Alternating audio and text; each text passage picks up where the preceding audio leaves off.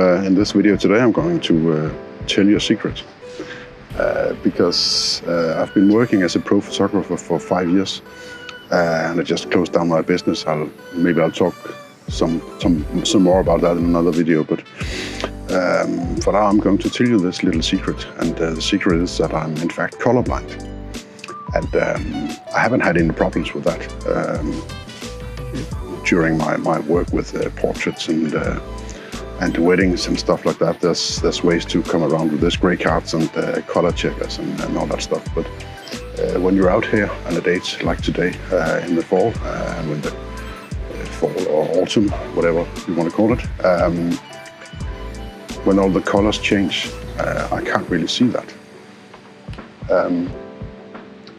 I can see when it turns yellow, and I can see the change in these colors, but I can't see the subtle changes where the leaves, for instance, turn red from being green. I can't see that. Because of my color blindness, I am red-green colorblind, and I can't distinguish those two colors in the trees. And I've been out, and my wife says, "Oh, look at all that red in that tree," and I can't see it. So it's difficult for me to shoot proper autumn photographs. I'm out here today to try to just take a few snaps in the local area here. I'm just close to where I live. I live right over there, and I'm not going to do any major tours into the landscape, but I'm just going to shoot a few images, and I'll take them back to the computer and go through them with you and show you how I try to work around this problem, or handicap you might call it. When I shot weddings, I used to make the images, to finish off the images the way I like them, and then show them to my wife, and having her giving that final assessment, is colors too warm or too cold, and just tweaking the white balance in the final images. And I've never had a complaint shooting, I don't know, 70 weddings or something like that. There's never been any problems. But that's because it's much easier, because the colors are brighter and you can always find something to set the white balance with in the images with the what's it called? That little one where you point at a color and then it turns the white balance in the images. So I never had any issues with that. But landscapes, I'm in deep trouble. I really can't tell these colors from each other. So that's what this video is going to be about. I'm going around shooting a few images of stuff that I'm certain of. And there might be a lot of yellow in these because that's what I can see. But I'm also going to take some photographs of places where I think there might be some change in colors, but I don't know. And then I go back to the computer and show you how I find out if there is anything worth keeping in there, or it's just green all over. So let's get out and shoot some pictures. So I'm back in the office. I'm going to edit the images right now and have a look at these, and I will show you how I determine whether there's color, especially red, in these that I like, or if there is any at all. I don't know, but I'll have to take a look at that, and I'll show you how I work around that, and then I'll show you the before and after images in the end of this video. So come on, let's go to the computer. So I'm sitting here at the computer with these 5 images, and the first one is with some nice bright leaves in a darker background. I know these are green because I've been told so. I've learned that, and I know that there could be some red in this, but the way I try to determine that is that I actually open the HSL color panel over here, and then I go to the luminance sliders down here, and I just try to pull that back and forth to see if anything is changing in these in the leaves. And you can see there's an area over here and there's an area over there that I can see at least changing. You can see that right here. So So there's a little bit of red in it, or in this, but not a lot. And this is what I look for if I want to know if there's any red in this. Now I know these leaves are orange and yellow. Yes, you can see there's a lot of orange in fact. The orange parts down here and up here, I wouldn't know if I didn't do this. I was not able to see that. And also this yellow changing in the top and the bottom of this image, I wouldn't know if I didn't pull this slider.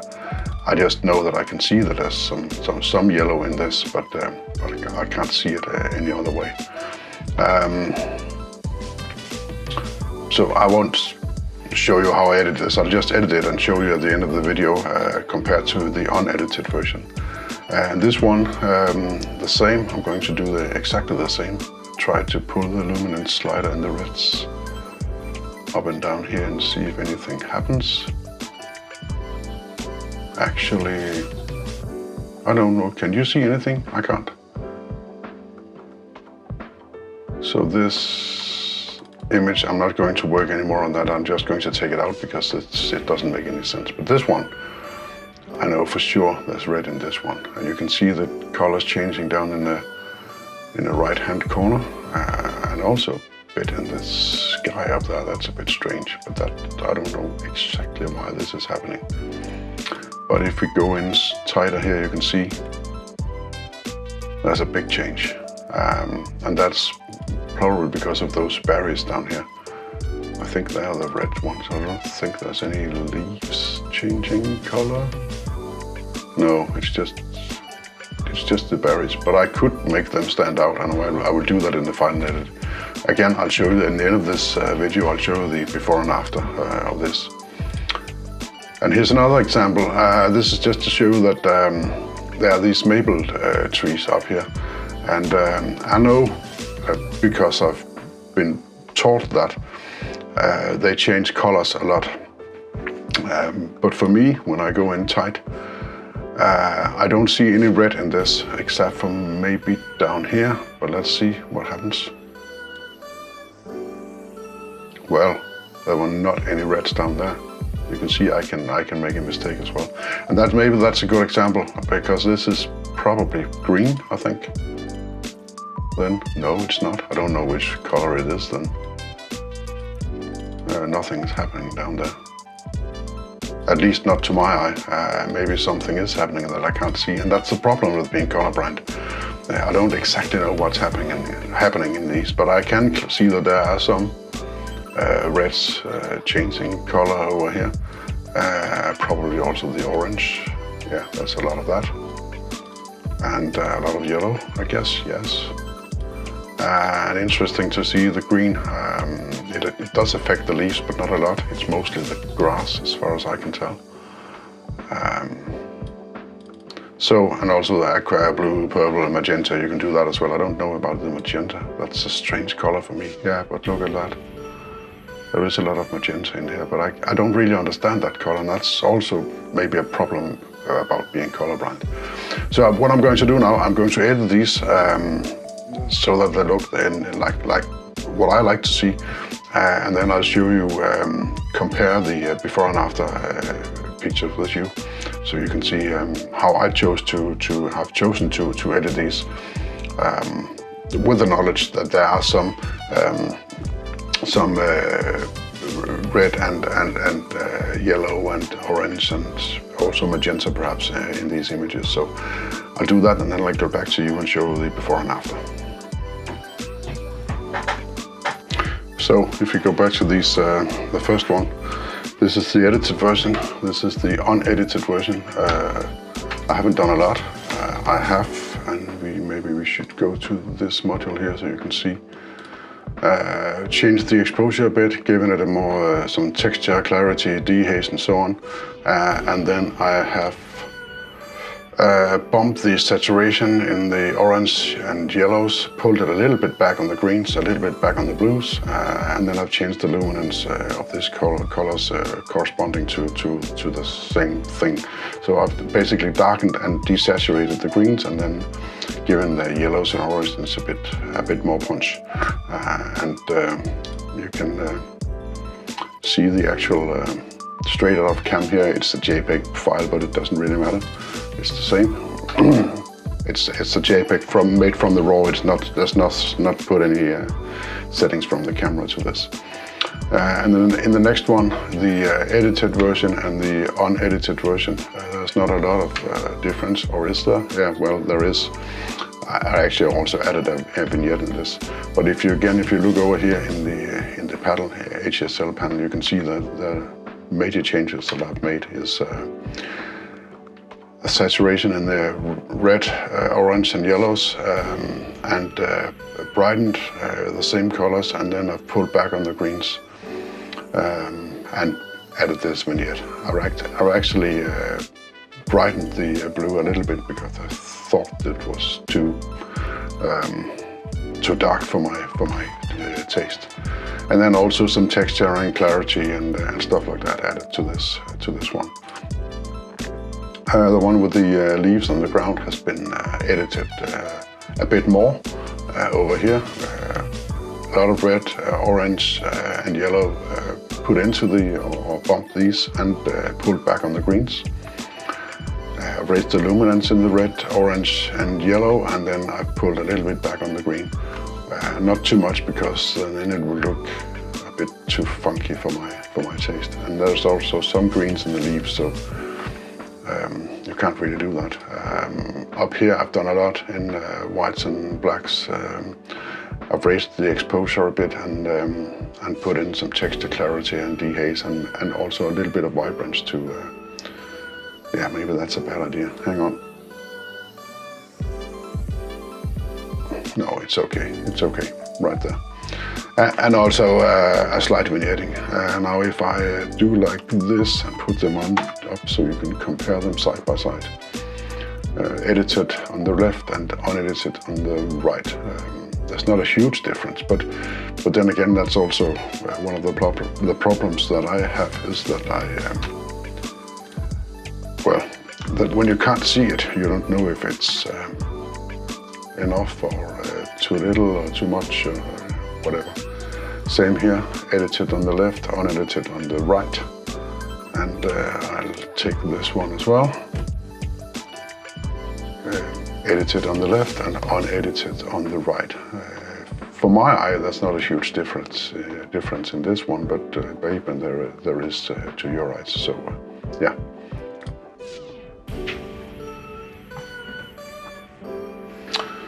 So I hope you enjoyed this video, just to show how I try to at least work around my color blindness.